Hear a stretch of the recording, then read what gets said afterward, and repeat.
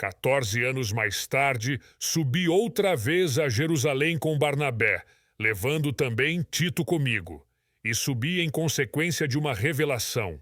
Expus-lhes o evangelho que prego entre os pagãos, e isso particularmente aos que eram de maior consideração, a fim de não correr ou de não ter corrido em vão. Entretanto, nem sequer meu companheiro Tito, embora gentio, foi obrigado a circuncidar-se.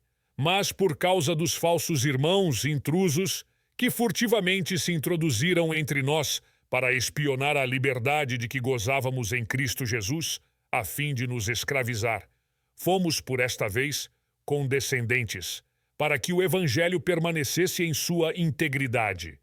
Quanto aos que eram de autoridade, o que antes tenham sido não me importa, pois Deus não se deixa levar por consideração de pessoas. Estas autoridades, digo, nada me impuseram. Ao contrário, viram que a evangelização dos incircuncisos me era confiada, como a dos circuncisos a Pedro, porque aquele cuja ação fez de Pedro o apóstolo dos circuncisos, fez também de mim o dos pagãos. Tiago, Cefas e João, que são considerados as colunas, reconhecendo a graça que me foi dada, deram as mãos a mim e a Barnabé em sinal de pleno acordo. Iríamos aos pagãos e eles aos circuncidados. Recomendaram-nos apenas que nos lembrássemos dos pobres, o que era precisamente a minha intenção. Quando, porém, Cefas veio a Antioquia, resisti-lhe francamente, porque era censurável. Pois, antes de chegarem, alguns homens da parte de Tiago, ele comia com os pagãos convertidos. Mas, quando aqueles vieram, retraiu-se e separou-se destes, temendo os circuncidados. Os demais judeus convertidos seguiram-lhe a atitude equívoca, de maneira que mesmo Barnabé foi levado por eles a essa dissimulação.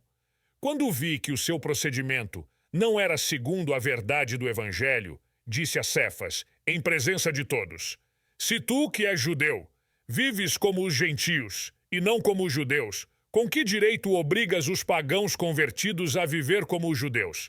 Nós, judeus de nascença e não pecadores dentre os pagãos, sabemos, contudo, que ninguém se justifica pela prática da lei, mas somente pela fé em Jesus Cristo. Também nós cremos em Jesus Cristo e tiramos, assim, a nossa justificação da fé em Cristo, e não pela prática da lei. Pois, pela prática da lei, nenhum homem será justificado. Pois, se nós, que aspiramos à justificação em Cristo, retornamos, todavia, ao pecado, seria, porventura, Cristo ministro do pecado? Por certo que não. Se torno a edificar o que destruí, confesso-me transgressor. Na realidade, pela fé eu morri para a lei, a fim de viver para Deus. Estou pregado à cruz de Cristo. Eu vivo, mas já não sou eu.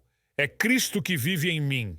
A minha vida presente na carne, eu a vivo na fé no Filho de Deus, que me amou e se entregou por mim.